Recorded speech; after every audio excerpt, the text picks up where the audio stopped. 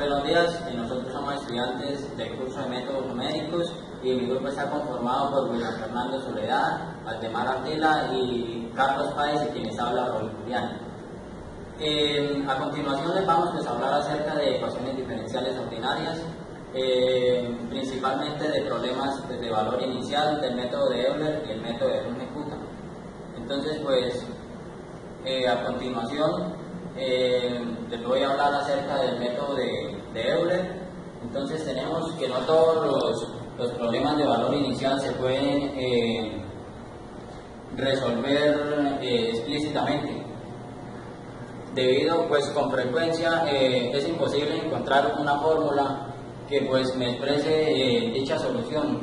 Es por esto que debemos recurrir a métodos que nos ayuden a obtener una solución aproximada a dicho problema. Este método de Euler no es muy utilizado debido a que la solución proporcionada acumula muchos errores a lo largo de todo su proceso. Entonces, a continuación les voy a utilizar el método de Euler para resolver un problema de valor inicial de primer orden. Bueno, entonces a continuación, teniendo la ecuación de y sobre dx igual a f de x, y, cuya condición inicial es y de x sub 0 igual a y sub 0. Entonces, esta ecuación nos va a proporcionar una solución que únicamente va a depender de x. Entonces, esta solución la podemos graficar de la siguiente manera. Entonces, esta gráfica es una curva que va a pasar por un punto x sub 0, y sub 0, donde x sub 0 está en el eje de las x y y sub 0 en el eje de la y. Entonces queremos obtener una aproximación en un punto x1 a una distancia h de x sub 0. Entonces este punto tiene coordenadas x1, y de x1.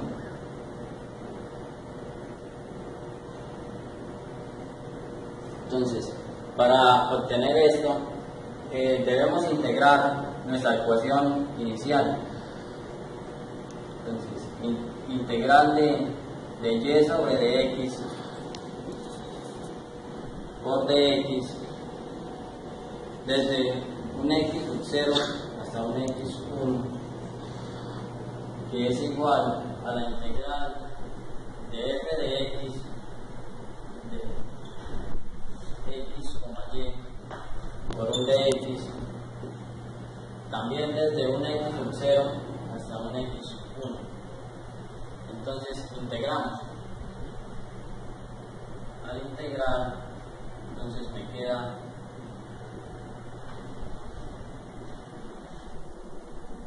igual a la integral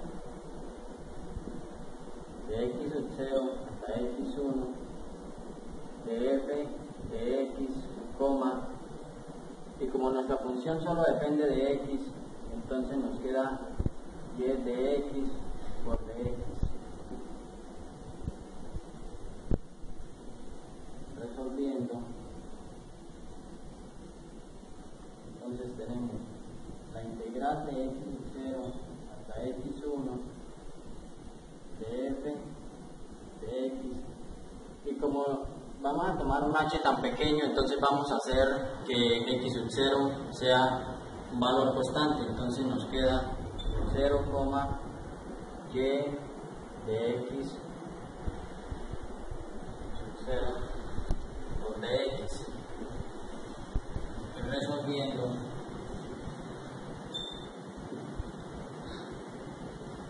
tenemos que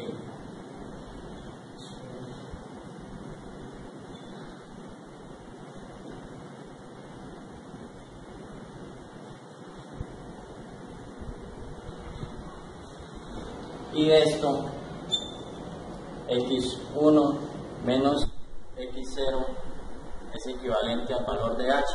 Entonces, la ecuación nos queda AH por F de X sub 0, Y sub 0. Esta sería ya la solución. Y si queremos obtener un Y2, va a ser igual a X sub 0 más H de F de X sub 0, Y sub 0. Perdón, aquí es X1, aquí es X1 y aquí es Y1. Entonces, y nuestra ecuación general para esto sería Y de n más 1 igual a yn más h de f de xn, y de n. Y para nuestras x solo va a variar en función de h.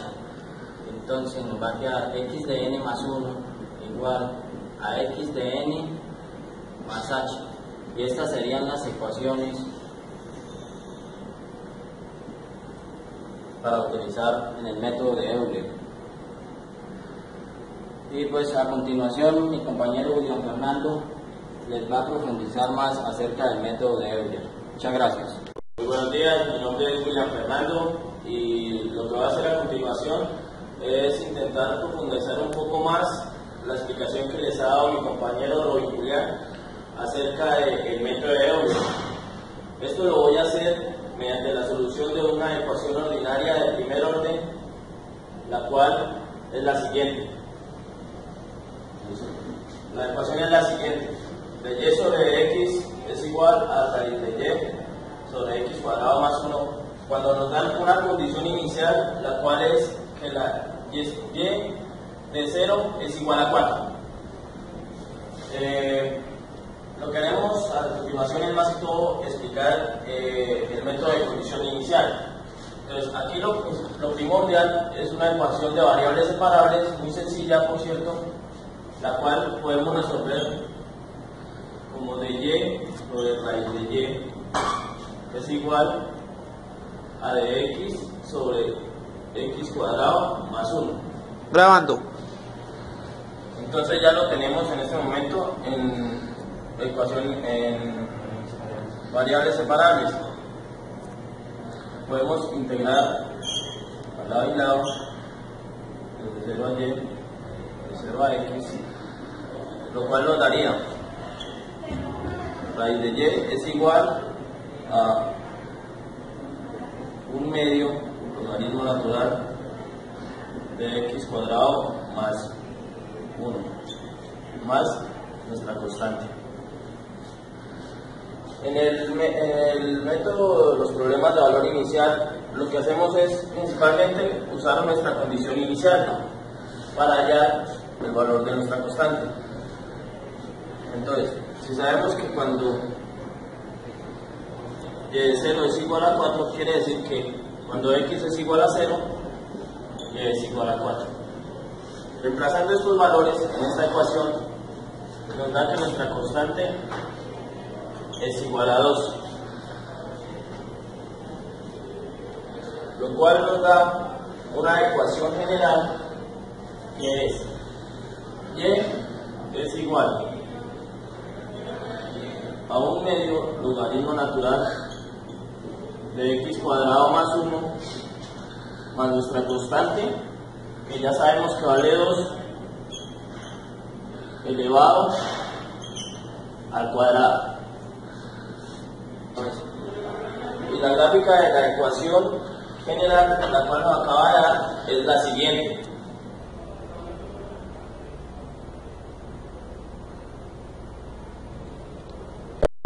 Anteriormente fue la gráfica de la ecuación de la solución general.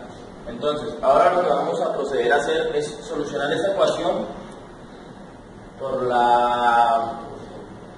por el método de Euler y los métodos numéricos. Entonces, el principal problema o error del método de Euler es que nos da un error muy alto, pero esto lo podemos disminuir reduciendo el valor de h escalarmente cuanto nosotros lo deseemos.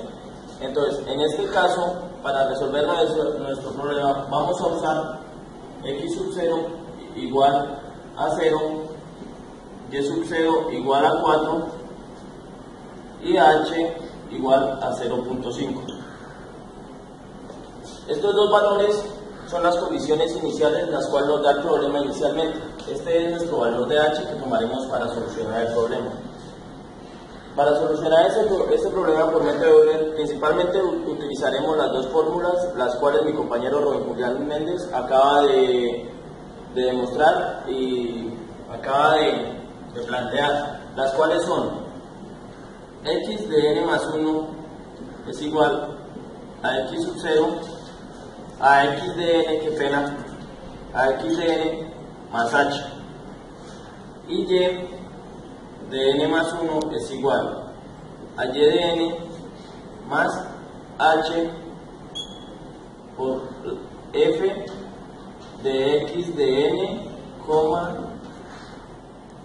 y de n. Esta función, nuestra función en esta ecuación sería esta, la cual es f de x, y.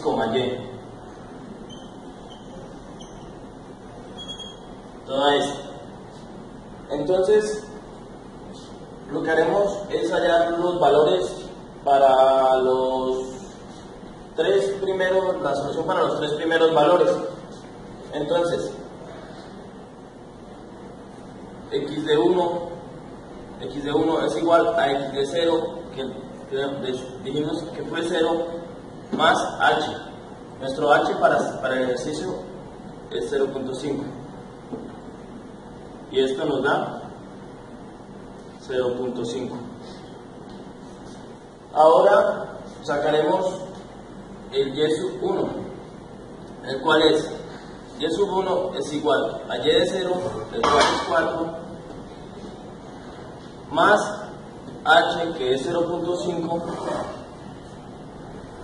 por la función evaluada en x sub 0 y sub 0, o sea, evaluada con estos dos valores.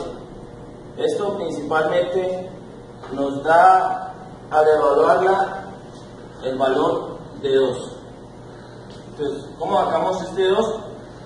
Tomando el valor de x sub 0 y y sub 0, introduciéndolo en nuestra función f de x. Nos da 2. Y esto es igual a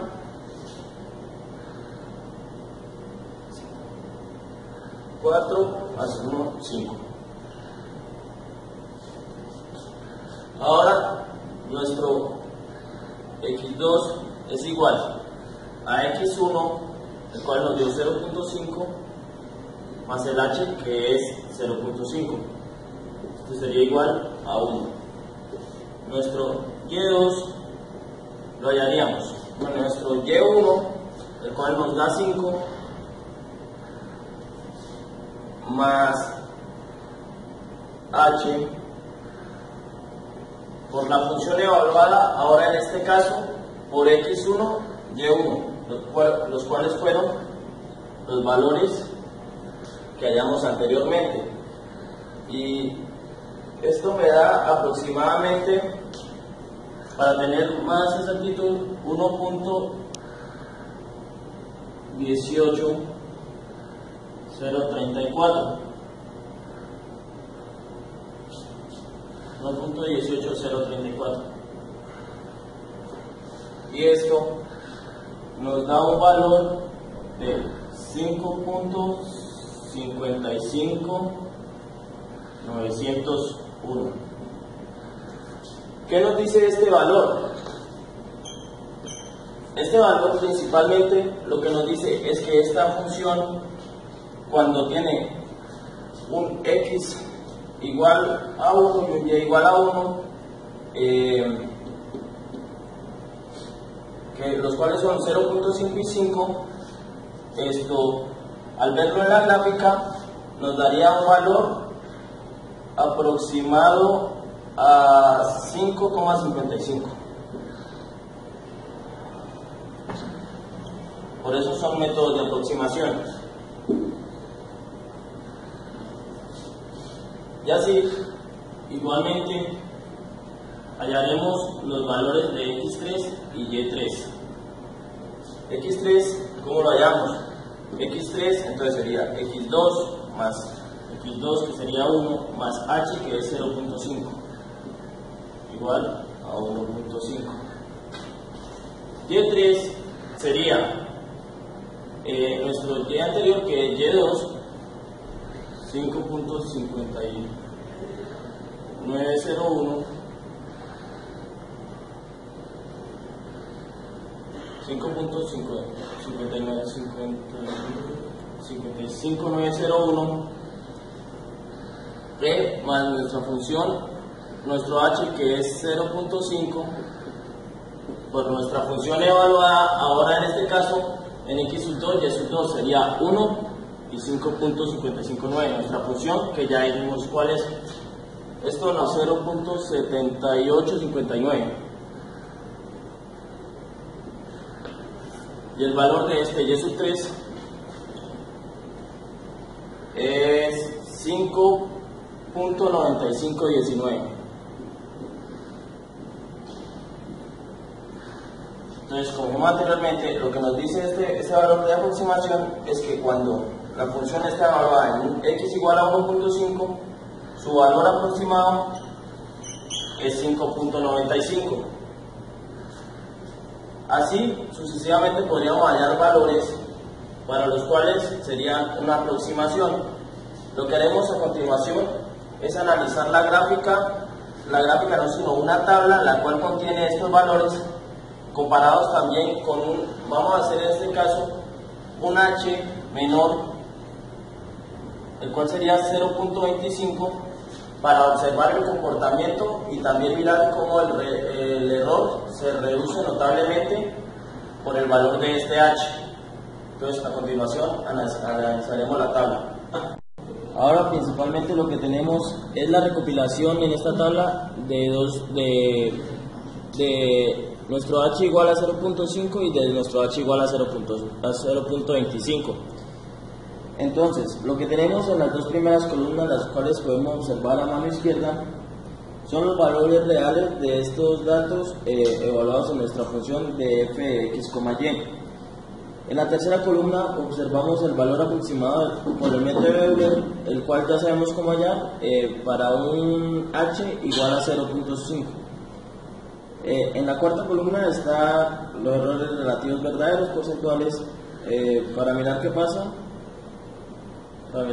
Entonces, y en las otras dos están los mismos que en las dos, en la tercera y la cuarta, pero para un h igual a 0.25. Esto lo hacemos con el fin de demostrar o de notar notablemente cómo se reduce el error cuando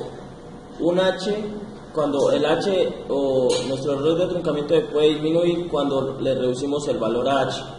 Entonces, a continuación lo que haremos es principalmente analizar la gráfica tabulada de esta tabla que tenemos en este momento. Entonces, bien, esta es la gráfica de nuestra solución numérica y para observar las aproximaciones. Entonces, las convenciones de esta gráfica son nuestra línea azul, la cual es la solución analítica a la ecuación que nos dieron originalmente. Los triángulos y los cuadros son principalmente los valores de las aproximaciones. Como podemos observar ahí, se nota notablemente la diferencia de error. Los cuadros rojos es el error para un h igual a 0.5. Los triángulos azules son los valores aproximados de un h igual a 0.25. Podemos observar cómo este método tiene un error un poco elevado, que a grandes escalas que generaría errores muy grandes. Entonces, principalmente este es el método de Euler y la profundización de este tema. Muchas gracias. Muy buenos días, mi nombre es Carlos Páez y bueno, yo ahora les voy a exponer sobre el método de Ejecuta. Como mis compañeros anteriormente les explicaron, el método de Euler, el método de Ejecuta es como un método más avanzado, más exacto, porque el método de Euler está abolido, porque el Ejecuta es como más utilizado que el de Euler. El Euler es como una forma de explicar lo que va a ser el método de Ejecuta. Como se hace notar al inicio de esta sección, el método de Hume sin iteraciones, el del punto medio y de hecho la misma del procedimiento de paso denominados métodos de Ejecuta, ahora veremos el desarrollo formal de esas técnicas. Bueno, en el método de Ejecuta se logra la exactitud de un proceso, de una serie de Taylor, una necesidad de derivadas superiores. Hay muchas variaciones, para todas se pueden derivar de forma generalizada de la siguiente ecuación. Y sub i más 1 es igual a y sub i más phi, todo esto por x sub i, y sub i por h, que multiplica a h, donde phi x sub i, y sub i, h es la función de incremento. Bueno, entonces esto de acá, que es esto mismo, es una función de incremento que se puede tomar como una pendiente. Es una pendiente en donde se puede expresar de la siguiente manera. Phi es igual a sub 1 por K1 más A2 por K2 más, esto va a continuar sucesivamente hasta llegar a un A sub n que se multiplica por un K sub n. Esto va a ser la forma en la que se expresa esto, en donde nuestras A's van a ser unas constantes y las K se van a expresar de la siguiente manera. Entonces A's son constantes y estas K de acá, que marqué, entonces las K se van a expresar de la siguiente manera. Entonces va a ser una función que multiplica x sub i, y sub i K2, que va a ser una función que multiplica a x sub i más P1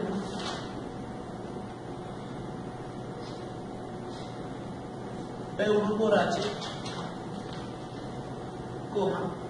y sub i más Q por 11,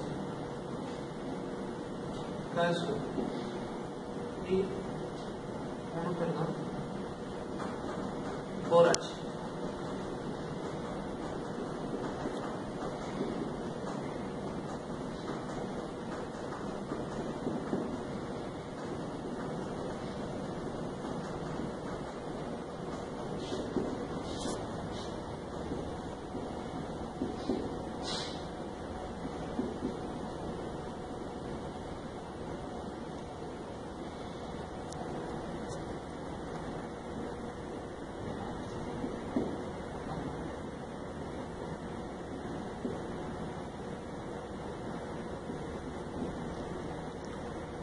Y todo eso va a ser sucesivamente formando de una ecuación que va a ser Kn igual a la función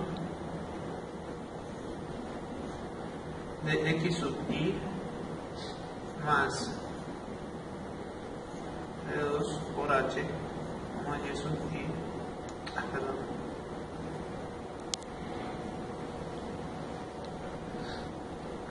x sub i más p por n menos 1h, y sub i más qn menos 1, K1 H más Qn menos 1,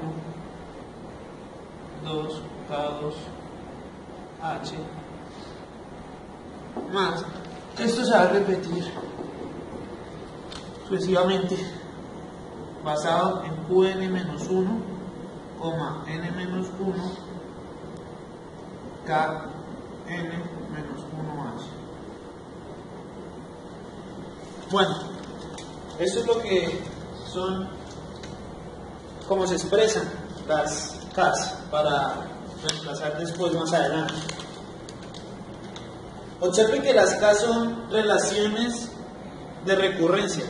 Esto es, K1 aparece en la ecuación de K2, la cual aparece en la ecuación para K3, etc.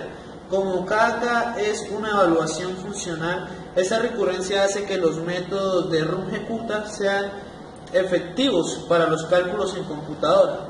Es posible concebir varios tipos de métodos de Runge-Kutta al emplear diferentes números de término en la función de incremento, como la especificada por esta. Observe que el método de Runge-Kutta de primer orden con n igual a 1 es de hecho el método de Euler. Revisamos lo que era como la introducción de lo que es lo de Runge-Kutta. En el pasado hablamos sobre cuando era n igual a 1, que era el primer orden, que es lo mismo que el método de Euler que explicaron mis compañeros anteriormente. Ahora nos vamos a ir al método del segundo orden de Runge-Kutta. Este está basado en la siguiente ecuación: y sub i más 1 igual a y sub i más el factor de a sub i por k sub 1 más a sub 2 por k sub 2, todo esto multiplicado por h, donde k1 se va a representar de la siguiente manera: va a ser una función que va a ser x sub i, y sub i. ¿Listo? Y k sub 2 está dado por la función de x sub i más p1 por h, y sub i más q11, que multiplica a k1 por h. ¿Listo? Entonces, estos son nuestros próximos reemplazos en este método de segundo orden. Bueno, los valores para A1, A2, P1, Q11 son evaluados al igualar el término de segundo orden con la expansión de serie de Taylor. Para realizar esto desarrollamos tres ecuaciones para evaluar cuatro incógnitas para evaluar las cuatro constantes desconocidas. Pero entonces vamos a armar tres ecuaciones que se van a armar con la parte de las A's. Entonces A1 más A2 va a ser igual a 1. Esta va a ser la primera ecuación. Las otras dos ecuaciones son A1 por P2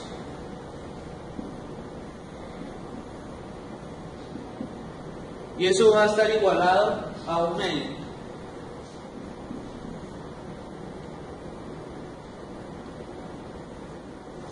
Y la tercera va a ser A2 por Q11 y eso lo igualamos también a 1 medio.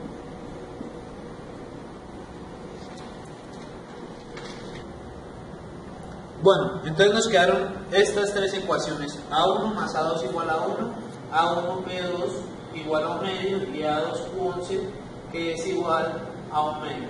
¿Listo? Estas son nuestras tres ecuaciones.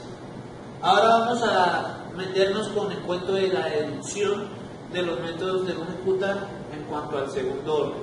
Explicando anteriormente, vamos a sacar la deducción ahora de lo que es el método de segundo orden de Runge-Kutta.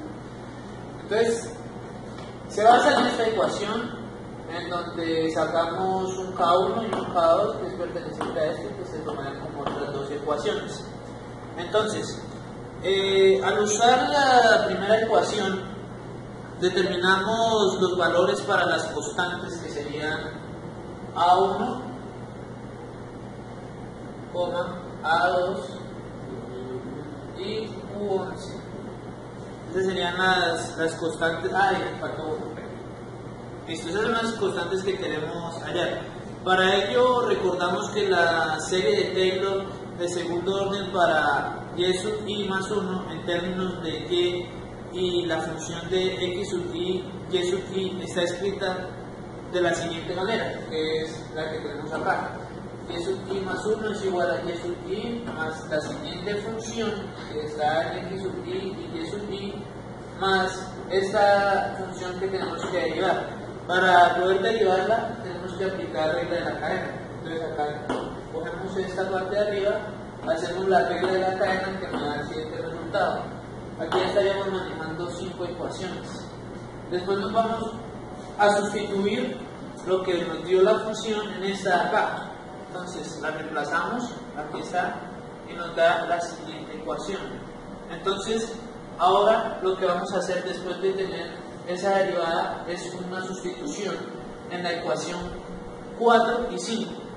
Esta ecuación la obtuvimos del reemplazo en 4 y 5, ¿sí o no? O sea, tomamos lo que fue 5, lo metimos allá en 4 y obtuvimos eso. Ahora lo que vamos a hacer es que la estrategia básicamente de todo esto está dado en manipulaciones algebraicas para resolver los valores de A1, A2, P y Q11, lo cual provoca que las ecuaciones 1 y 6 sean equivalentes. Entonces acá tenemos 1 y aquí tenemos 6. Estas dos ecuaciones van a ser equivalentes. Para ello primero usamos la serie de Taylor para expandir la ecuación 3. La ecuación 3 que tenemos acá, vamos a utilizarla para expandir esta. Para expandirla en una ecuación que es g de x más r, y más 5, que va a ser igual a g de x, y más r por las derivadas parciales de y con respecto a x, derivada parcial de g con respecto a x, y más 5 que multiplica a la parcial de g con respecto a y. Se define como función de variables. Bueno, aplicando ese método de acá, lo vamos a utilizar para expandir la ecuación 3. ¿Listo? Entonces, al hacer eso, me queda esta parte de acá. ¿Listo? Este resultado podría sustituirse con la ecuación 2 y 1. Con las ecuaciones 2 y 1 vamos a sustituir y obtenemos esta ecuación de acá, que va a ser nuestra ecuación número 7. Son puras sustituciones, escoger lo que nos da 1 o 2, que es la K, y sub 1, y todo eso son sustituciones tras sustituciones. Entonces, al agrupar términos, obtenemos lo que está acá. ¿Listo?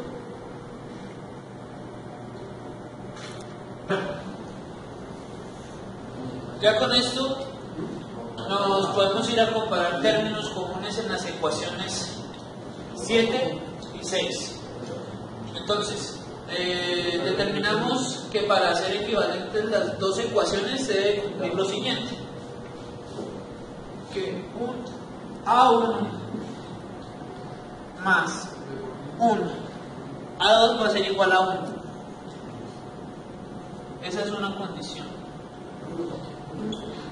Otra condición va a ser que A1P2 va a ser igual a 1 medio. Y la última, que A2Q11 también va a ser igual a 1 medio. Las anteriores tres ecuaciones simultáneas contienen constantes desconocidas. Como hay una incógnita en el número de ecuaciones, no existe un conjunto único de constantes que satisfagan las ecuaciones. Sin embargo, al suponer el valor para una de las constantes, podemos determinarlas.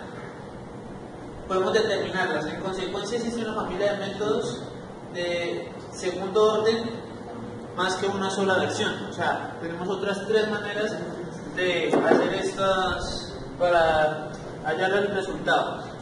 Entonces nos vamos para las otras 3 versiones. Bueno, entonces anteriormente se nos dieron 3 ecuaciones con lo que era A1, un A2 y una 3. Entonces de esas 2 ecuaciones sacamos estas 2 igualdades que tenemos acá. Entonces vamos a aplicar lo que son unas versiones del método de segundo orden del Runge Kutta. De esto vamos a utilizar las 3 que más se utilizan en este método, que son el método de Hume, con un solo corrector que va a ser A2 igual a 1 medio, el método del punto medio que va a ser A2 igual a 1 y el método de Ralston que va a ser A2 igual a 2 tercios. Entonces, en el método, como tenemos 3 ecuaciones con 4 incógnitas, debemos suponer el valor de una de estas incógnitas para determinar las otras 3. Suponiendo que especificamos un valor para A2, que son los valores que he dado ahí en cada método. Entonces se puede resolver de manera simultánea las ecuaciones, esta y esta, que podemos decir 1 y 2, que son las ecuaciones. Entonces, en el método de Hume se va a utilizar la siguiente ecuación, que va a ser y sub i más 1 igual a y sub i más el factor de 1 medio de K1 más 1 medio de K2, todo eso multiplicado por h, donde K1 va a ser la función de x sub i, y sub i, y K2 va a ser la función x sub i más h, y sub i más k sub 1 por h. Bueno, entonces el método de Hume, si suponemos que A2 es igual a 1 medio, las ecuaciones podrán resolverse para A1 igual a 1 medio y para P1 igual a Q11 igual a 1. Estos parámetros, al ser sustituidos en esta ecuación, nos van a dar estas otras 2 ecuaciones. Observe que K1 es la pendiente al inicio del intervalo y K2 es el de la final. En consecuencia, este método del Runge Kutta de segundo orden es de hecho la técnica de Hume sin iteración. Ahora vamos al punto medio. En el método del punto medio, si suponemos que A2 es igual a 1, entonces A1 es igual a 0 y P1 igual a Q11, que va a ser igual a 1 medio. De la siguiente ecuación, y sub i más 1 igual a y sub i más K2 por h, donde tenemos que K1 es igual a la función de x sub i, y sub i, y K2 es la función de x sub i más 1 medio de h más y1 más 1 medio de K sub i, K1 por h. Ahora pasamos al método de Ralston.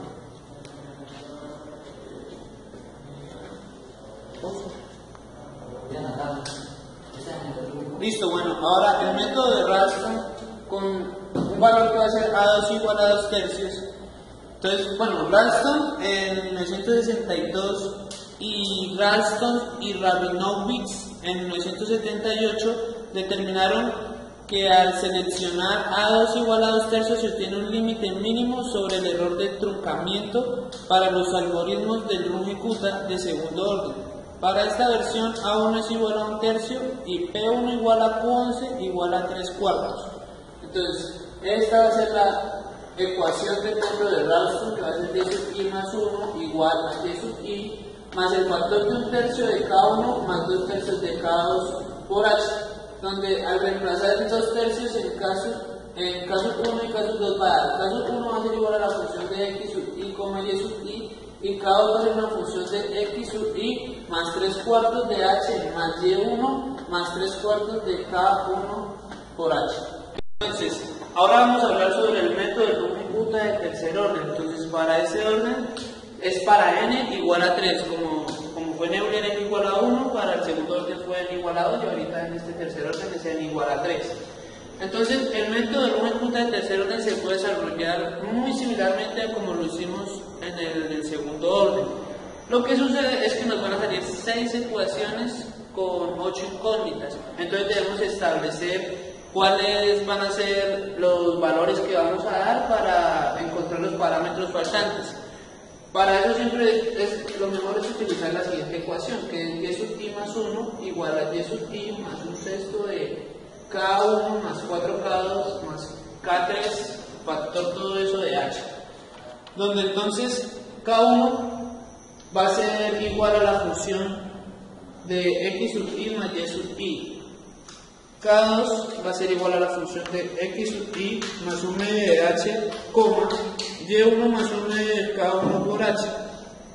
K3 va a ser igual a f de x sub i más h, y sub i menos K1 por h más 2K2h. Observe que si la derivada es solo una función de x, este método del tercer orden se reduce a la regla de Simpson de 1/3. Ralston 1962 y Ralston y Rabinowitz en 1978 desarrollaron una versión alternativa que proporciona un límite mínimo sobre el error de truncamiento. En cualquier caso, los métodos de Runge-Kutta de tercer orden tienen errores local y global. Tenemos errores globales y locales que son como O por H a la 4 y O por H Q, respectivamente, cada error para error local y para error global. Entonces, estos resultados son de una solución cúbica. Al tratarse de polinomios, será también exacto cuando la ecuación diferencial es cúbica y la solución es de cuarto orden. Ello se debe a que la regla de Simpson de 1/3 proporciona estimaciones exactas de la integral para cúbicas. Entonces, a continuación, mi compañero Aldemar les va a explicar todo acerca del cuarto orden. Muchas gracias. Buenos días, mi nombre es Aldemar y les voy a continuar explicando acerca de los métodos de Runge-Kutta. Exactamente es el método de Runge-Kutta de cuarto orden. Es el más popular de todos los métodos. Es el más usado, el más conocido y en sí es el método clásico que utilizan para hacer aproximaciones y resolver ecuaciones diferenciales con problemas de valores especiales. Bueno, entonces el método de Runge-Kutta de cuarto orden en general es resolver una ecuación diferencial de la forma de y de x igual a f de x, y con un problema de valor inicial donde y de x sub 0 es igual a y sub 0. Recordemos entonces lo que explicaron los compañeros que expusieron el método de Euler, que es de la siguiente forma: x sub i más 1 es igual a x sub i más h, y y sub i más 1 es igual a y sub i más un sexto de k sub 1 más 2 veces k sub 2 más 2 veces k sub 3 más k sub 4 multiplicado todo por h. Entonces acá el problema que se nos presenta es encontrar los valores de k, pero en general para el método de cuarto orden k está dado de la siguiente forma: k sub 1 es igual a f de x sub i, y sub i. K sub 2 es igual a f de x sub i más un medio de i más un medio de k sub 2 por h. K sub 3 es igual a f de x sub i más un medio de h, y sub i más un medio de k sub 2 por h. K sub 3 es exactamente lo mismo que K sub 2, solamente que cambiamos el valor de K por el valor hallado anteriormente.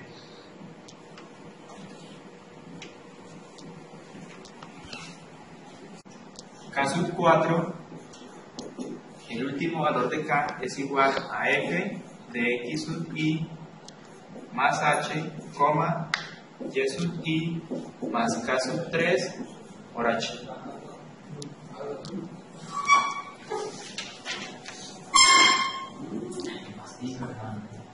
Bueno, ahora en particular se va a explicar un ejercicio y se va a resolver de forma analítica y de forma numérica mediante el método de Runge-Kutta de cuarto orden.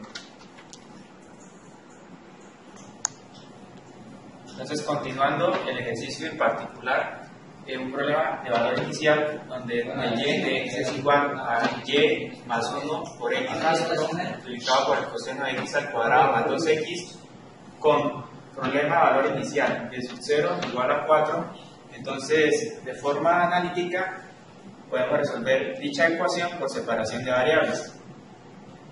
De esta forma, luego esto es logaritmo natural y esta parte es una división de 2 de x al cuadrado más 2x, utilizando Euler para poder despejar a y, y utilizando las condiciones iniciales, tenemos que la ecuación tiene solución de esta forma: y de x es igual a 5 Euler a la 1 media de seno de x al cuadrado más 2x menos 1. Entonces, a continuación, voy a explicar la solución del mismo problema, pero en forma numérica, utilizando el método de Runge-Kutta de cuarto orden. Listo, entonces la solución numérica del problema con condiciones iniciales, el primer paso es hallar los valores de caso 1, caso 2, caso 3, caso 4 correspondientemente. Mediante las funciones halladas, entonces el valor de caso 1 es igual a 5, el valor de caso 2 es igual a 6,09, caso 3 es igual a 7,034, caso 4 es igual a 4,028. Luego, sabiendo que x sub i es igual a y sub i más h, x sub i por problema de valores iniciales es igual a 0, entonces es 0 más h, que es 0,5. Eso es igual a 0,5.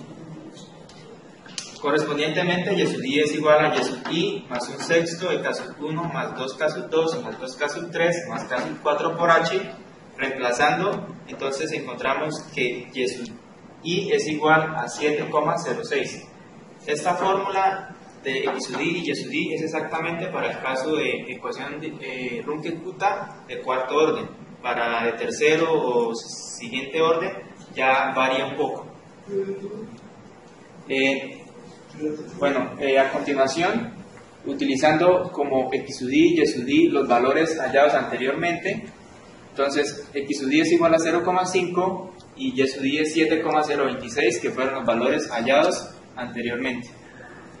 Otra vez vamos a hacer el mismo procedimiento, encontrar los valores de caso 1, caso 2, caso 3 y caso 4, donde caso 1 es igual a 3,796, caso 2 es menos 7,415. Acá ya podemos observar el cambio significativo que hay entre caso 1 y caso 2.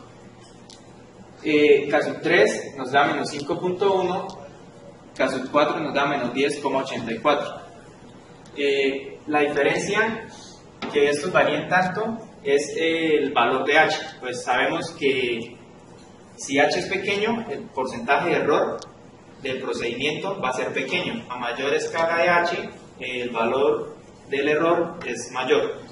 Entonces tenemos que x es x sub i más h, donde x sub i es 0,5 más h, que es 0,5, nos da 1, y y sub i respectivamente es 4,353.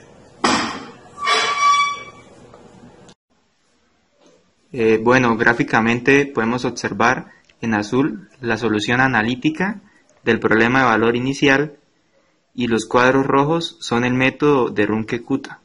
De esta forma confirmamos la exactitud que nos da el utilizar el método de Runge-Kutta de cuarto orden.